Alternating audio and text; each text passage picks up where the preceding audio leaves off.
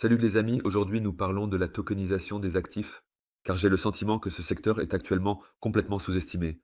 Le secteur des RWA a également été l'un des plus stables au cours des 3 derniers mois. Donc, par rapport aux mêmes coins, aux ETF, aux RWA, narratifs ou autres, nous sommes restés stables ici et nous attirons de plus en plus d'attention. Je me souviens, il y a 1 ou 2 ans, ce secteur des RWA était encore un peu moqué, par certaines personnes qui disaient oui mais qui en a vraiment besoin ou à quoi ça sert, et ainsi de suite. Aujourd'hui, nous voyons déjà les premiers projets pilotes où des millions de dollars sont réellement dépensés pour tokeniser de véritables biens immobiliers sur la blockchain. Nous avons également entendu de plus en plus souvent Larry Fink ces dernières semaines, comme il l'a lui-même exprimé. Chaque action, chaque actif, chaque bien immobilier peut être tokenisé. Et je veux dire, il est maintenant clair pour tout le monde que cet homme dirige pratiquement le Bitcoin ou bien le marché des crypto-monnaies. Avec ses afflux d'ETF, nous avons vu à quel point cet homme est puissant. Il reçoit désormais une grande partie de l'offre de crypto, il a des connexions complètes ici. Il est ressenti comme l'homme de l'ombre du marché des crypto-monnaies, c'est du moins l'impression que cela donne. Cet homme a beaucoup d'informations privilégiées, et il peut également promouvoir ce récit à des niveaux complètement différents. Car il faut d'abord comprendre ce que la tokenisation des actifs apporte réellement. Négocier des actions 24 heures sur 24, 7 jours sur 7. Et c'est aussi ce que des gens comme Larry Fink veulent. Car actuellement, on peut négocier des actions de 8 heures à 18 heures, après quoi les bourses sont fermées et on ne peut plus acheter d'actions. Mais en 2025, c'est un système complètement obsolète, et c'est pourquoi cela n'a vraiment plus beaucoup de sens. Si l'on tokenisait maintenant les actions, elles seraient sans frontières. On pourrait les négocier 24 heures sur 24, et je dis que c'est aussi ce qu'ils veulent. Car sur le marché des crypto-monnaies, nous avons énormément d'intérêts ouverts, beaucoup de leviers sur le marché. Et nous avons cela aussi avec les actions, bien sûr. Mais avec les actions, nous ne l'avons pas. 24,7? Non, avec les actions, nous avons cela seulement à certaines périodes. Et en conséquence, les teneurs de marché, les grands acteurs, pourraient gagner beaucoup, beaucoup plus d'argent si elles étaient également négociables 24/7. Je veux dire, le week-end, les bourses sont complètement fermées. Ce sont 2 jours où des gens comme Larry Fink ne gagnent pratiquement pas d'argent. De plus, nous voyons aussi que, la plupart du temps, lorsque nous observons de grands mouvements de prix sur le marché des crypto-monnaies, cela se produit le week-end. La plupart du temps, même le dimanche soir, pourquoi cela se produit-il? Parce que c'est là qu'il y a le moins d'argent en circulation, c'est là que tout le jeu est beaucoup plus facile à manipuler. Et avec les actions, ce serait bien sûr la même chose. Seulement, ce n'est pas le cas parce que les actions ferment à 18 heures. C'est pourquoi les grands acteurs perdent beaucoup d'argent dans ce domaine. Mais ils ne veulent pas laisser passer cela à long terme. Je veux dire, de nos jours, cela prend parfois 2, 3 jours pour que de grandes transactions aient lieu sur les bourses. Dans les actions, et là, nous parlons vraiment de millions, voire de milliards en volume.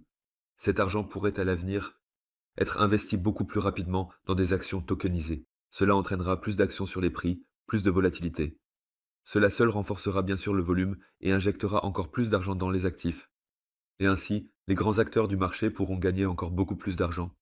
Rien qu'avec la tokenisation, on pourrait fractionner de nombreuses actions et biens immobiliers et les vendre en plus petites parts. Cela ouvrirait également un tout nouveau public pour BlackRock.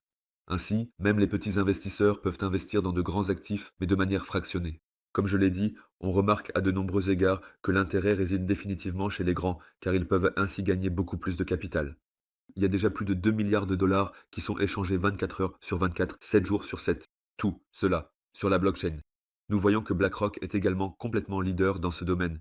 Ce n'est plus une théorie du complot avec toute cette tokenisation. Non, cela se passe désormais dans le monde réel. Et tout continuera à aller dans cette direction, petit à petit. On pourrait rendre des marchés illiquides, liquides. Cela grâce à la combinaison avec la technologie blockchain. Je veux dire, prenez juste un peu de recul. Le capital peut se déplacer plus rapidement, ce qui signifie plus de volume. Les investisseurs veulent plus d'accès, et ils l'obtiennent. Les institutionnels veulent plus de contrôle, et ils l'obtiennent aussi. Cette technologie existe déjà, et son introduction se fait lentement en arrière-plan.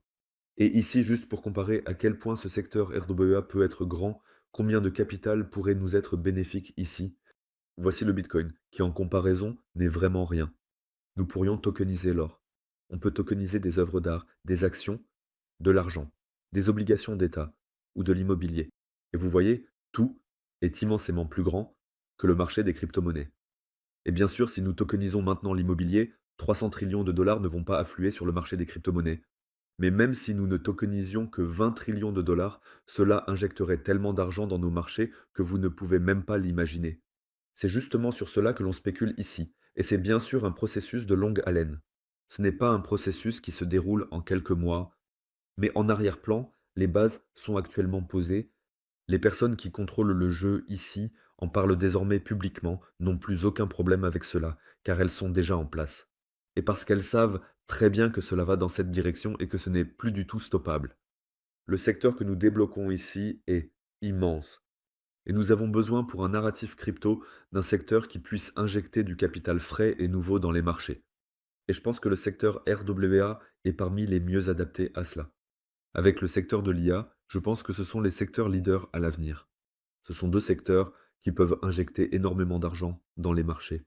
Un secteur NFT ou autre, cela ne peut tout simplement pas nous apporter autant d'argent. Dans les marchés, même une hype autour du métavers ou quelque chose de similaire peut nous injecter un peu d'argent, mais c'est rien comparé au secteur RWA. Je veux dire, BlackRock parle désormais publiquement de vouloir tokeniser rapidement des obligations et des actions d'une valeur de 100 trillions de dollars. C'est énorme. Il a également mentionné dans ce contexte qu'Ethereum est la norme pour les stablecoins, RWA, et le secteur défi.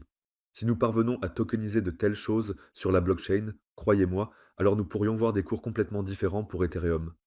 Ce serait certainement l'une des choses les plus importantes qui pourrait arriver à Ethereum dans les prochaines semaines, mois, si cela commence lentement à aller dans cette direction.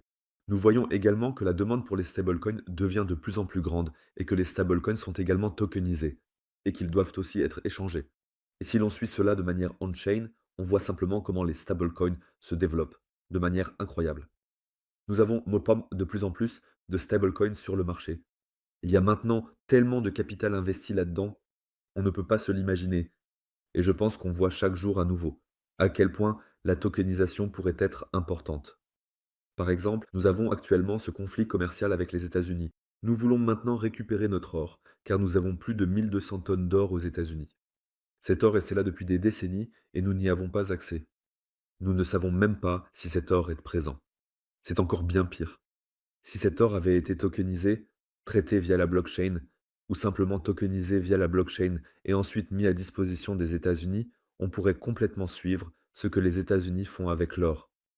Ainsi, sous forme physique, nous ne pouvons rien savoir et nous ne savons même pas si cet or est encore présent. Même à cet égard, on voit que l'utilité pour l'économie réelle est vraiment énorme.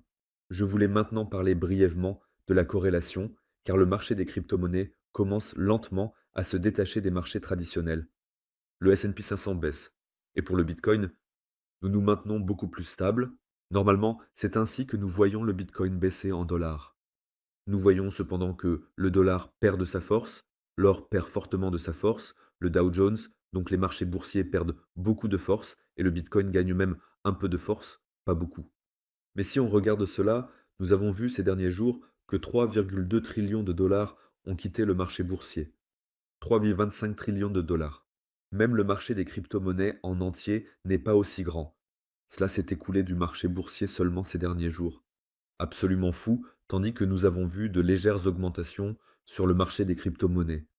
Cela aurait été inimaginable il y a des années et c'est un signe énorme et positif, car cela nous confirme lentement que nous sommes également faits pour les périodes de crise.